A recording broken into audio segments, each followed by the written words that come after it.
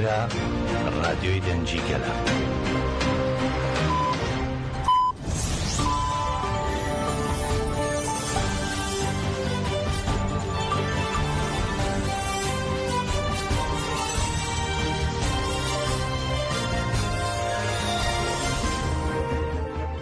بیسەرانی خۆشەویستی ڕادیۆی دەنگی گەل جارێکی دیگە گەڕێنەوەلاتان بۆ پێشکەشکردنی دەنگ و باسەکانی کاتژمێردە بە کاتی ئەوروپا، کاتژمێر 11 بە کاتی باشووری کوردستان.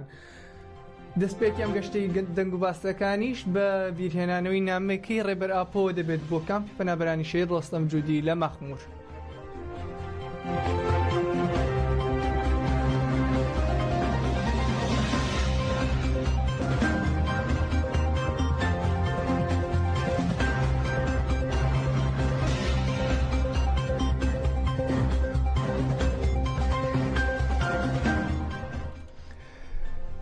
خەڵکی کامپی پەنابەرانی شەید ڕۆستەم جوودی لە مەخموور بەهۆی فشارەکانی دەوڵەتی تورکەوە ماوەی 31 ساڵە ئاوارەی مەخموور بوون و لە بارودۆخێکی سەختدا بەرخودانێکی بێ هاوتا بەڕێوە دەبن. لەو بارەیەوە ڕێبەر ئاپۆ پەیامێکی بۆ دانیشتوانی کەمپەکە نارد. نامەکەی ڕێبەر ئاپۆ لە ناوەندی بنەماڵی شەیدانی مەخموور بۆ گەل خوێندرایەوە. لە کاتی خوێندنەوەی نامەکەدا گەل بە هەلەلێدان و گزارشتیان لە هەستی جۆشی خۆیان کرد. گەل بە دروشمی بژی ڕێبەر ئاپۆ پێشوازیان لە نامەکە کرد و جارێکی دیکە بە بڕیارداری خۆیان تێکۆشانیان بڕیارداری خۆیان بۆ تێکۆشان دووپات کردەوە. دەقی نامەکە بەم شێوەیە: سڵاو و خۆشەویستی گەرمی بۆ خەڵکی مەخمووری هێژە. سڵاو خۆشەویستی گەرمی خۆم بۆ هەموو خەڵکەکەمان دەنێرم کە لە مەخموور دەژین. خەڵکی مەخموورمان لە مێژووی تێکۆشانماندا ڕۆڵێکی گرنگیان گێڕا و جێگەیەکی گرنگیان گرت. وێڕای هەموو سەختیەکانیش بە پراکتیکیان نیشانیاندا کە بەرخودان ژیانە و قارمانیەتێکی مەزنیان گێڕا و باریگرانی تێکۆشانیان بە سەرکەوتوترین شێوە لە ئەستۆ گرت. دەریان خست هەلو مەرج چی دەبێت گرنگ نییە، ژیانی ئازاد لە پێش هەموو شتێکەوەیە. بوونە خاوەن هەڵوێست و ڕەنجێکی شایستە بە گەلی کورد و تێکۆشانی گەلی کورد. لەو باوەڕدام خەڵکی مەخموورمان وەک چۆن لە ڕابردوودا بووە پایی سەرەکی تێکۆشانمان لەم پرۆسەی بنیادنانی ئاشتی و کۆمەڵگەی دیموکراتیکەدا خاوەنی هەمان ڕۆڵ و ئەرکی گرنگ دەبێت. وەک هێزی داینامیکی ئەم پرۆسەیە خۆ بە بەرپرسیار ببینن و پێشەنگایەتیکردن پێویستیەکی میراتی تێکۆشانی ئەنا. سەرنجی دیدارەکانیشمان لەسەر بارودۆخی گەلی مەخموورمانە. بێگومان بە پێشکەوتنی پرۆسەکە ئەوانیش دەگەڕێنەوە سەر خاکی خۆیان، بەڵام پێویستە بزاندرێت کە نزیکایەتی تاکەسی و خانەوادەیی پێش نەکەوێت. ئێمە بابەتی کۆمەڵایەتی سیاسی و یاساییەکان بە شێوەیەکی کۆلێکتیڤ بگرینە دەست و لەسەر ئەو بنەمایە بەرەو چارەسەری هەنگاو بنین. سەبارەت بە ئەوانی لە مەخموور، ئەوروپا و هەموو ئەوانی لە پەنابەرێتیدان وابیر دەکەمەوە گەڕانەوەی هەمویان بە کۆلێکتیڤ دەبێت و ئێمە جوگرافیا هەڵدەبژێرین. دەیانەوێت بگەڕێنەوە باوادا بنێن نیوە بە نیوەی دەیانەوێت بگەڕێنەوە. پێویستە گەڕانەوەی کۆلێکتیڤ لەبەرچاو بگرین. لەم چوارچێوەیەدا سڵاوم بۆ مەخموور بنێرن. لەسەر ئەم بنەمایە سڵاو و خۆشەویستی قوڵ و بێکۆتایی خۆم و بۆ هەموو خەڵکی مەخموور و بە تایبەت ژن و گەنجان دەنێرم.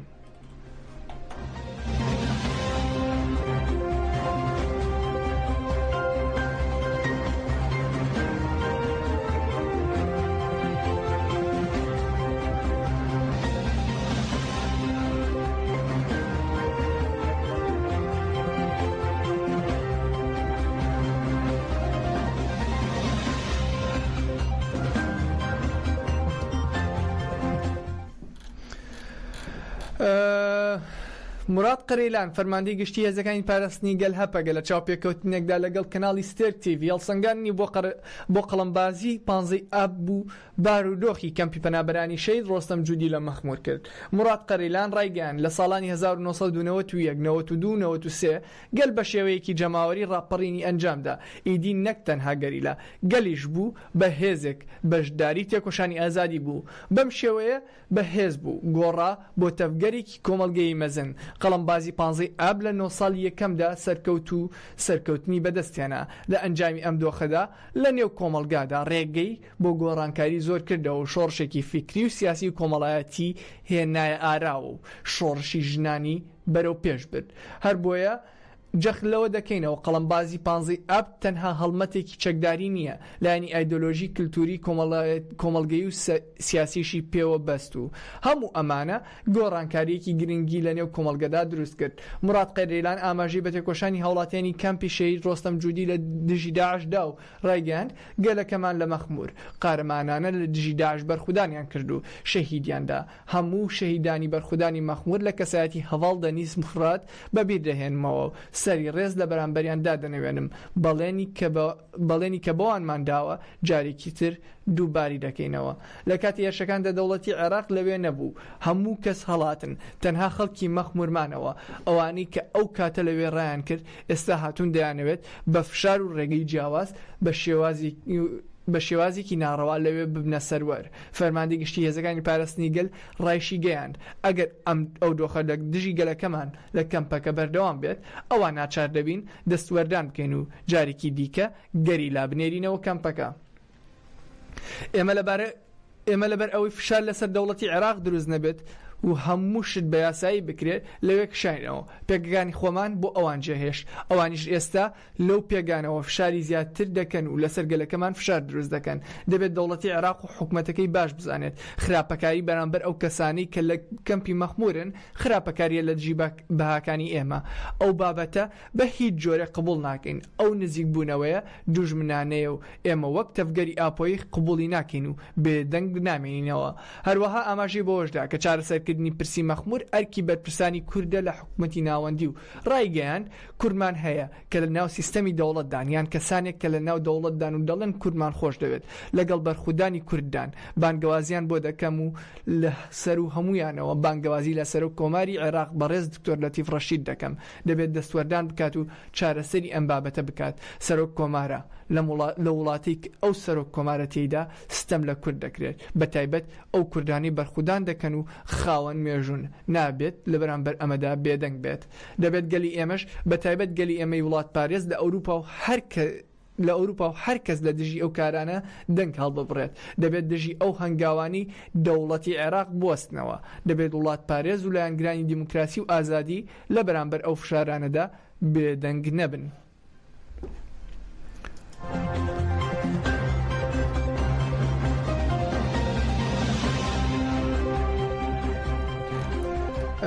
بەشی دووەمی ئەو چاوپێکەوتنەکە ئیمڕۆ کە بڵاو بووەتەوە لەم دەنگباسیانە باز دەکەین. بەشی دووەمی چاوپێکەوتنەکەی کەناڵی ستێک تیڤی لەگەڵ مراد قەرەیلان فەرماندەی گەشتی هێزەکانی پاراستنی گەل هەپەگە پەیوەست بوو بە گرنگی ئازادی جەسەی ڕێبەر ئاپۆ ڕووداوەکانی ئەم دواییە و قەرەیلان ڕایگەیاند ڕۆژی 11 تەمموز بە پێشنگایەتی هەواڵان بە 3 هۆزات و بەهزات چەرچەل و بەشداری 30 کەس لە هەواڵان هەنگاوێکی گرنگی مێژووی و مانەدار بوو. پیرۆزبایی لە هەموو ئەو هەواڵانی بەشداری ئەو هەنگاوە بوون دەکەم. ئەوان پێشنگایەتی سەردەمێکی نوێ دەکەن. بەڵام ڕوونە کە ئەم مەراسیمە بۆ بزوتنەوەکەمان مانەی وایە کە استراتیژی تێکۆشانی چەکداری بە فەرمی و کردەی کۆتای پێهاتووە. بۆیە پێویستە دەسەڵاتدارانی دەوڵەتی تورک و هەر کەسێک ئەو بزانن تا ئێستا ئێمە ئەو کەسانە بووین کە سوێنمان بە چەک دەخوارد. ئێمە لە مەراسیمەکانماندا بەوتنی لەسەر شەرەف و چەکی خۆم سوێنمان دەخوارد. بەڵام ئێستا ئێمە چەکمان سوتاند و ئەم مانای چییە؟ ئەمە گرێدراوی بانگەوازی استراتیژی بە مانای گۆڕانکاریە. لەسەر ئەم بنەمایە مەراسیمەکە زۆر گرنگە. بۆیە دەبێت بە شێوەیەکی قوڵ لە مانای مەراسیمەکە تێبگەین. ئەمە پەیامێکی گرنگە هەم گۆڕانکاری لە استراتیژی و هەم ئاستی ئیرادی دڵسۆزی و وەفاداریمان بە ڕێبەر ئاپۆ ڕێبازی نیشان دەدات. مراد قەرەیلان جەختی لەسەر گرنگی ئازادی جەستەی ڕێبەر ئاپۆ کردەوە و ڕایگەیاند ئێمە پێشنیارەکانی بانگەوازی ڕێبەر ئاپۆمان جێبەجێ کرد کەچی ئێستاش دەوڵەتی تورک بانگەوازیەکەی دەوڵەت باخچەلی جێبەجێ نەکردووە. ئێمە چاوەڕی ئەمین چوارچێوەی بانگەوازیەکەی دەوڵەت باخچەلی تشرینی یەکەمی 2024 هەموو کەس ئاگادارە. ئێستا دەبێت لەم چوارچێوەیەدا کار بکەن و ڕێبەر ئاپۆ بە شێوەیەکی جەستەیی بە تەواوەتی ئازاد بکرێت. بۆیە لەسەر ئەم بنەمایە هەموو بانگەوازیەکانی ڕێبەر ئاپۆ یەک بە یەک جێبەجێ دەکەین. وەک دەزانرێت لە نێوان لایەنەکاندا بێمتمانەی هەیە، گومان هەیە ئەمە ناتوانرێت نەبینرێت. هەر وەک چۆن لە لایەنی ئێمەوە ئەم بێمتمانەیە هەیە دەزانین کە لەلایەنی بەرامبەریش بە هەمان شێوە نزیک دەبێتەوە. بۆ نەهێشتنی ئەم بێمتمانەیە و پەرەپێدانی بنمانە لەلایەن بەرامبەر پێویستە ئازادی ڕێبەر ئاپۆ مسۆگەر بکرێت. یان ینی وەک چۆن ئەم بابەتی ئازادیە بۆ ئێمە زۆر شت دەگەیەنێت هاوکات بەمانەی دروستبوونی متمانە بەمانای دروستبوونی متمانەیە ڕێبەر ئاپۆ دەبێت ئازاد بکرێت و نەک هەر لە ئیمراڵی نەمێنێ بەڵکو دەبێت بتوانێت سەردانی هەر شوێنێ بکات دەبێت ئازاد بێت. لە درێژەی قسەکانیدا و لەسەر گرنگی دامەزراندنی لیژنەی پەرلەمانی تایبەت بۆ چارەسەرکردنی پرسەکان لە پەرلەمانی تورکیا قەرەیلان ڕایگەیاند دامەزراندنی کۆمیسیۆنەکە هەنگاوێکی گونجاو و ئەرێنیە پرسی کورد و پرسی هەموو تورکیایە مادام نوێنەرانی هەموو گەل لە لوێدان بە بۆچوونی ئێمە وەک پێشتریش ئاماژەمان پێداوە شوێنی چارەسەری پەرلەمانە پەرلەمان دەتوانێت بە ڕێبازی لیژنە دانان ئەمە بخاتە ڕۆژەوی خۆیەوە هەر بۆیە وەکوتم دامەزراندنی لیژنە لە پەرلەمان هەنگاوێکی گونجاوە.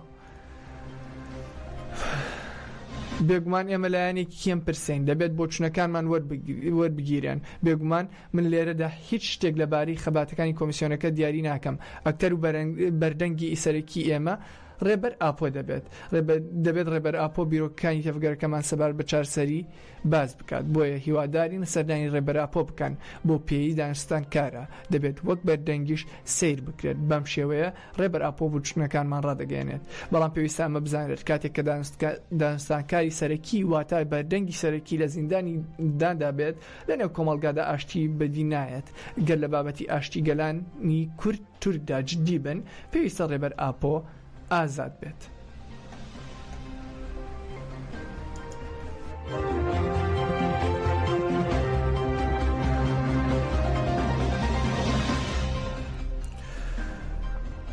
نووسەر و بیرمەند و ئەکادیمیەکە عەرەبەکان کە دەستێکیان دروست کردووە بۆ پشتیوانیکردنی ئەو هەڵمەتەی بۆ دیداری ڕێبەر ئاپۆ دەستی پێکردووە بە ڕاگەاندراوێکی پشتیوانی خۆیان بۆ پرۆسەی ئاشتی و کۆمەڵگەی دیموکراتیکی ڕێبەر ئاپۆ دەربڕی و داوایان کرد کە دیدار لەگەڵ ڕێبەر ئاپۆ ئەنجام بدەن. لە ڕاگەاندراوەکەدا هاتووە هەنگاوەکەی بەڕێز عەبدوڵڵا ئۆجەلان بۆ چارەسەریەکی دیموکراتیک بۆ پرسی کورد دەتوانێت بێتە بەنەمای چارەسەرکردنی هەموو پرسەکانی دیکەی ناوچەکە و جیهان. ئێمە باسمان لە خواسی خۆمان کرد بۆ دیدار لەگەڵ بەڕێز عەبدوڵڵا ئۆجەلان بانگەواز بۆ وەزارەتی دادی تورکیا و حکوومەتی تورکیا دەکەین کە ڕێ بدەن دیدارێکی مێژووی لەگەڵدا بکەین تاوەکو هەنگاو بەرەو چارەسەریەکی هەمیشەیی ئاشتیانە بنرێت.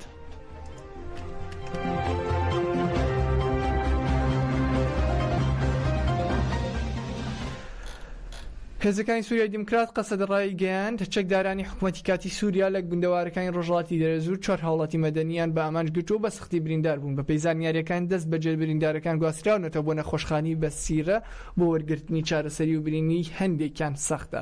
قەسەدەڕایشی گەیاندووە بەردەوامی دزەکردن بۆ ناوچەکانمان هەڕەشە لە سەقامگیری و ئاسایشی ناوچەکە و هاوڵاتیانمان دەکات و حکوومەتی دیمەشق بەرپرسیاری کۆنتڕۆڵکردنی پێشەلکارەکانە.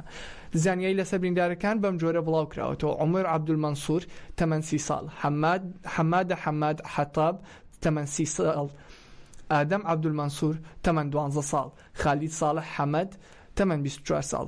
هەروەها قەسەدە لە ڕایگەیان لە کاتێکدا هەموو لایەنەکانی سووریا هەوڵی لێک نزیک بوونەوە و بنیادانی تی دەدەن لە تەواوی ناوچەکەدا چەتەکانی سەر بە تورکیا و چەکدارانی سەر بە حکوومەتی دیمەشق بەردەوامە لە پێشێلکردنی ئاگربەست لە ناوچەکانی دێرەزور دێرحافر بەنداوی تشرین تلتەمەر و گەڕەکەکانی شێخ مەقسوود و ئەشرەفیە لە حەلەب. قەسەدە ڕایگەیاندووە لەو ناوچانە گروپە چەکدارەکان زیاتر لە 22 هێرشیان بە چەکی جیاواز ئەنجامداوە هەوڵیان داوە لە ڕووباری فرات بپەڕنەوە و هێرش بکەنە سەر هێزەکانمان لە دێرەزور بەهۆیەوە 11 هاوڵاتی مەدەنی بریندار بوون.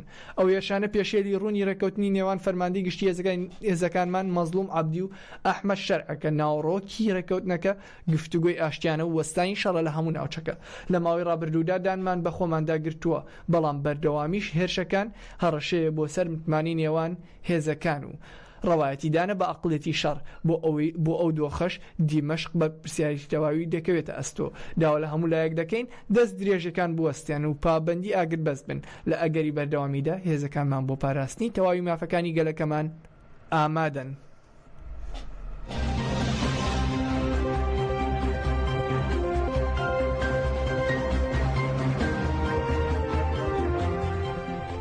کۆتا هەواڵی ئەم گەشتی دەنگباسەکانمان پێویست دەبێت بە کۆنفرانسی یەکگرتووی پێکهاتەکانەوە لە باکوور ڕۆژهەڵاتی سووریا کە بە بەشداری 500 نوێنەری ئیداری خۆبەڕێوەبەری دیموکراتیک و دامەزراوە سیاسی و سەربازی و ئەمنیەکان نوێنەرانی پێکهاتەکانی باکوور ڕۆژهەڵاتی سووریا و نوێنەری دروز و عەلەویەکان لە ڕۆژی هەینی لە شاری حەسەکەی ڕۆژاوای کوردستان بەڕێوە چوو.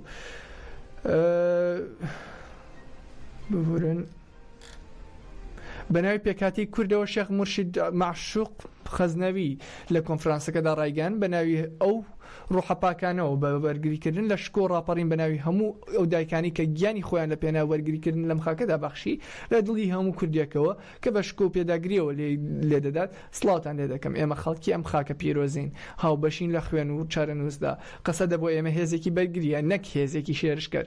قەسەدە گەرنتی ڕاستەقینی بەرگریە لەم خاکە و گەلەکەی. شەڕمان ناوێت، بەڵام ئەگەر شەڕ بەسەرماندا بسەپێنرێت بەرگری لە شکۆ ژیانی ئازاد دەکەین. پەیامی ئەمڕۆمان وەسیەتنامەی شەهیدە کە درێژە بە ڕێگەی ئازادی دەدەین. پێکەوە وڵاتێک بنیاد دەنین بەبێ دوورخستنەوە و پشتگوێخستنی هەموو کەسێک لە خۆ دەگرێت. لە کۆنفرانسەکەدا بەناوی پێکهاتەی عەرەب بۆ زیاب ئەلجیلات ئاماژەی بەوەدا سووریا بە پرۆسەیەکی مێژوویدا تێپەڕێت بۆ ئەوەی ئارامی و سەقامگیری و دادپەروەری مافی هەموو پێکهاتەکان مسۆگەر بکرێت پێویستە بە یەک ڕێزی هەیە. هەروەها هەر پێویست بە هەمان مژار و حکمەت سەلمان هێجر ڕێبەری ڕۆحی دروزەکان لە کۆنفرانسەکەدا پشتیوانی خۆی بۆ قەسەدە ڕاگەیاند بۆ قەسەد و ڕۆژاوای دووپات کردەوە و سوپاسی هەوڵەکانی کردن و هەروەها دوێنێ شەمە لە ڕاگەیاندراوەکەت داوای لە کۆمەڵی نێودەوڵەتی کرد فشار بخەنە سەر حکومەتی ئێستای سووریا بە پابەندکردنی بەڕێکەوتنی ڕاگررتنی شەڕ و ئاگر بەست.